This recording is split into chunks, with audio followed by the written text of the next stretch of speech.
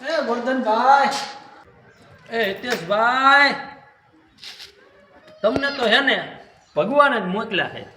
પણ હું તો અહીંયા માવો ખાવા આવ્યો છું. આટલામાં તો પણ ક્યાંય દુકાન જ નથી. પણ હિતેશભાઈ, આટલામાં જ ક્યાંય દુકાન જ નથી. એ બધું જવા દો, તમે મને આમાંથી કાઢી દો. એ આવું છું. આ માવો ખાવા ક્યાં જાવ છો? આ એક માણા બોલીને સંભળાતું તમને? કાઢી દો ને, અઠવાડિયેથી હલવાણો હોવ. પણ આ વાત મને ગળે ઉતરતી નથી હો ગોરધનભાઈ. તમે અહીંયા આવી રીતે હલવાના હો.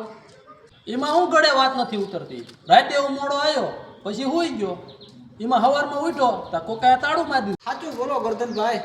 પણ સાચું તો બોલવું હોય હિતેશભાઈ. એ હાંજે અમાર બે માણસને ડખો થઈ ગયો તો એટલે એ તાળું મારીને વહી ગઈ છે. હિતેશભાઈ, મેં એને કઈ કીધું નથી હો. મેં તો હાવ નમતું દઈ દીધું.